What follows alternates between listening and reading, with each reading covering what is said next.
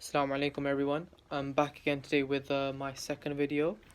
The topic today is Edward Colston is Edward Colston, the slave trade, the Middle Passage, um, the protests that happened in Bristol a few days ago, where a statue of a prominent slave trader was ripped down and thrown into the harbor.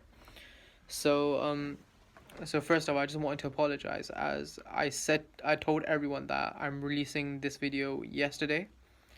Unfortunately, I after work I didn't have the time to I couldn't find the time to upload this video. So I work 13-hour shifts. I normally start at 7 and finish at 8 p.m. depending on the shift. And I walk to and from work, which takes about half an hour to 40 minutes each way. So after I came back, I didn't really have the time to release this video, but here it is. So first off, I just want to say that I'm so proud of my city for doing what they did. So so for those who don't know, Edward Colston, he was a prominent slave trader during that era of UK's history, and uh and a fact I just learned today was that Bristol is was the capital of the slave trade from 1730 to 1745. Uh, that just blew me away. Like I knew Bristol was a major city for it, along with Liverpool and Glasgow, but I didn't know it was ever the capital. Right? That's the part that's a bit that shocked me today. So I knew about I know about its history. I knew ages ago that Bristol was known for importing slaves and sugar, tobacco, cocoa. Uh, but I didn't know it was the actual capital, not just right of the world when it came to slave trade. Um, and Bristol grew very rich from the slave trade, similar to Liverpool. So Liverpool before the slave trade was just a small fishing village of 500 people. During the slave trade, they they progressed rapidly. They increased size rapidly. They built better infrastructure. They picked up on the industrial revolution, wi- and and now Liverpool is one of the largest cities in UK to date.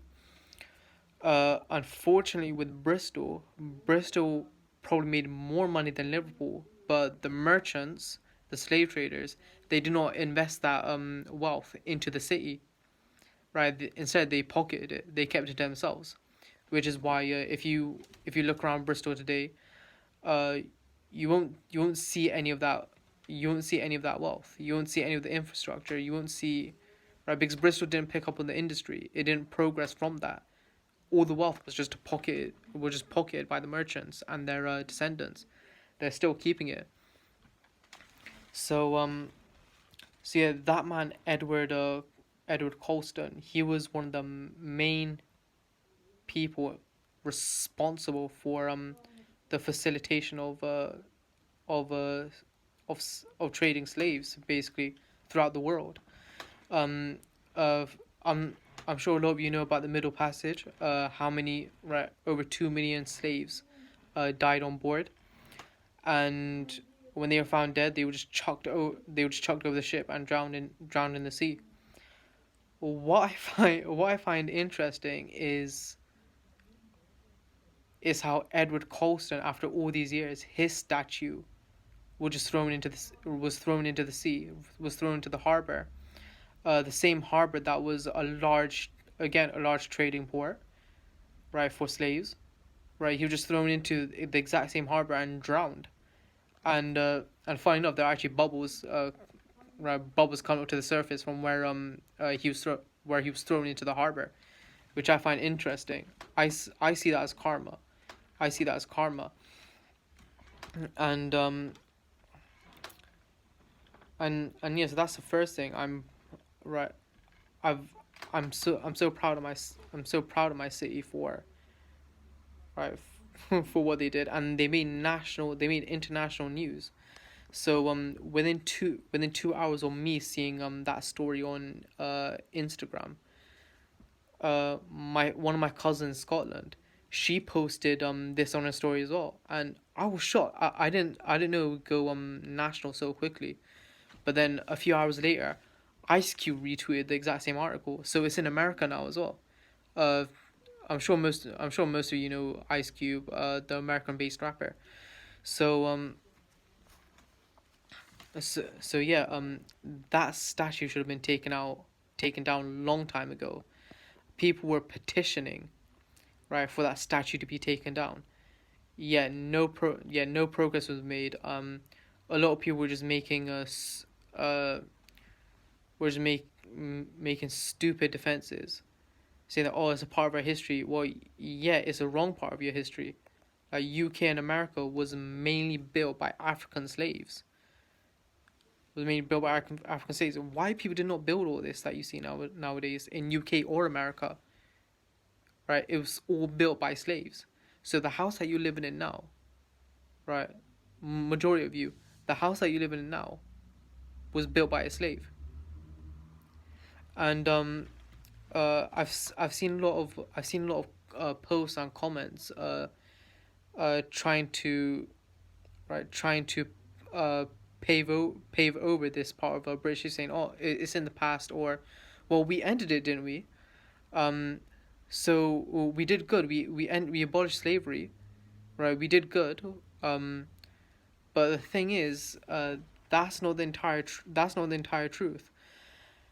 The slave trade was abolished due to economic reasons, not because not because the racist not because the racist British, the racist Europeans at the time, right, thought, oh look, this is just wrong. We shouldn't be doing this, right?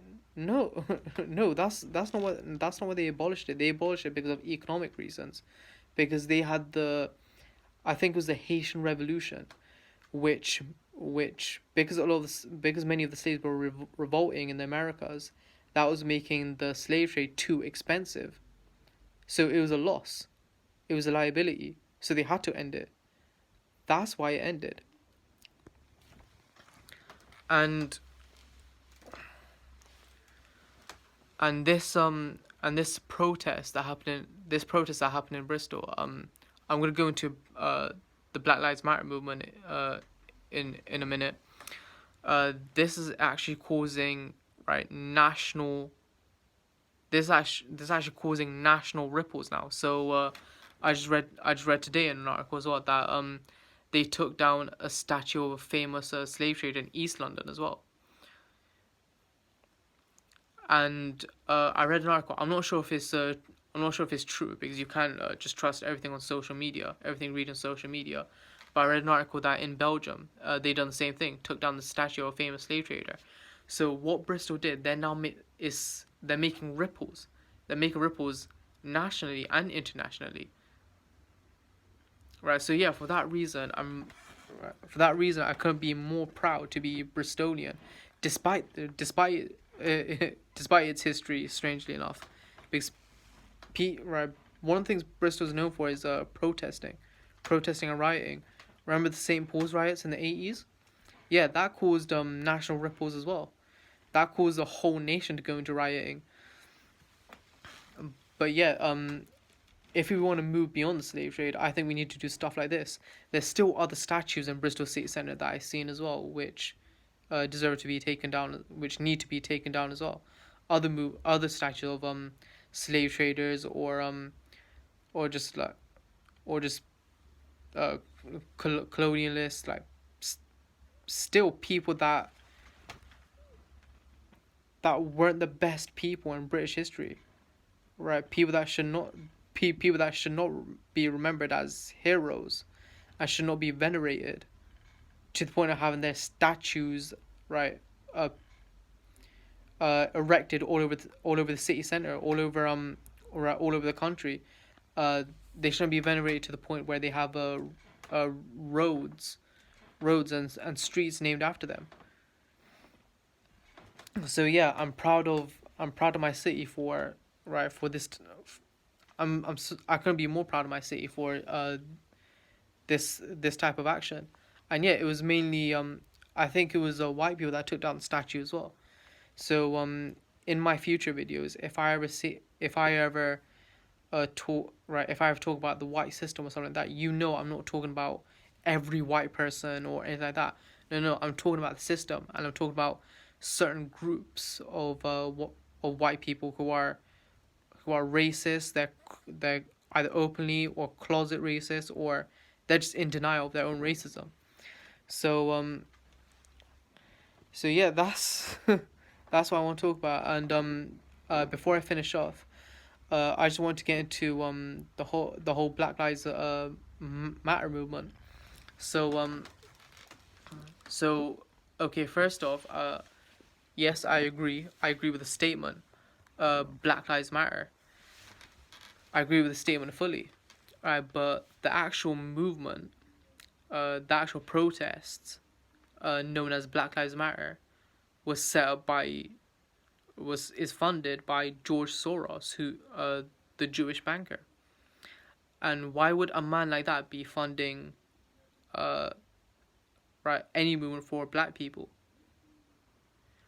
The whole point of this movement is to cause chaos. So uh even if these people even if members or certain members of the Black Lives Matter want to protest, George Soros, he's gonna get his guys to uh redirect the whole thing, right? He's gonna get his guys, right? Pay a couple guys to turn the protest into a full on riot, right? And then the media will pick up on it, and that will make black people out to be like what they would call savages, right? Savages, animals. They can't right they can't make that point peacefully. That's what message that's what message they're trying to bring out. But what's interesting is these protests, right? Although I'm sure they tried turning into riots. It actually backfired on them by toppling the statue. It backfired on the elite. So I think this year nothing's right nothing's gone right for them. So this whole coronavirus, um okay, I'm not saying there's no such thing as the coronavirus, but I do believe it is highly exaggerated. I do believe the media has a heavy hand in stirring up a fear of this virus, right? But also, I don't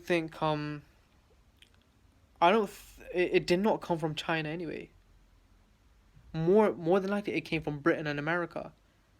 I was when I was doing research on this. Do you know what I found out? You know how the official story was something like or a a Chinese guy ate a bat, right, and that bat it bit a snake or something something stupid like that. It turns out or according to my research, they don't actually eat bats in China. All those photos and videos that you're seeing of Chinese people eating bat soup was actually taken from an Indonesian island, where on that island bat soup is a common cuisine. And if you pay attention to some of the videos, you'll see, right, you can hear a Filipino couple in the background speaking in Tagalog, which is their national language, which is what they speak in the Philippines. So no, I don't no, it did not start in China. Right, it did not start in China. More likely, it started off in UK and America. But this time, it backfired on them. I think they tried planning it in China. I think they really tried planning it in China, and but somehow it just backfired, and UK and America came off worse. Same thing with these protests. they want uh they want to turn it to something else, but it backfired on them. So I think these people are quickly losing their power now, right? And I don't think they're going to let go of their power peacefully. They're not going to let go of their power quietly. They're going to cause a lot of chaos. So I think this decade is going to be this is just the start of the decade. This decade is going to be right. I'm just trying to think. I'm just trying to think of what word I can use to describe uh chaotic. I'm actually not sure what word to use, but yeah, this is just a start. This just this is just a start. There's gonna be a lot more coming this decade. Like, think about the last decade. The from 2010 to 2019. Look at how much had changed during that decade. Look how social media took over. Look at how everyone's just on their phones, like glued to their phones. Uh, right. You see people, you see friends sitting on you see friends sitting next to each other. More time they're on their phones, watching clips, looking at memes. You see whenever I go to work, you see other workers in the staff room on their breaks. They're all on their phones. That's just social media. What about uh hypersexualization? Bro, bro, I'm not even sure how I can explain some of these things. It just happened so quickly. It just happened so quickly. Like, it's hard to wrap your head around and find the right words to use. But yeah, just look at how last decade just changed everything. Just changed our whole social structure, right? Social system. Now this decade is going to be even worse. It's going to be far worse, right? There's probably going to be a major war during this decade. Yeah. That's the end of this video. So so in my future videos, I'm gonna be talking more about politics. I'm gonna be talking about I'm gonna be clearing up some misconceptions about China, about Russia, about North Korea, about South Asia. There's a lot of tension brewing in South Asia at the moment. I want to clear that up as well. Um, so, so, so yeah, and inshallah, future videos will be much better quality and much better a much more detailed information. Alright, I'll see you then. Assalamu alaikum.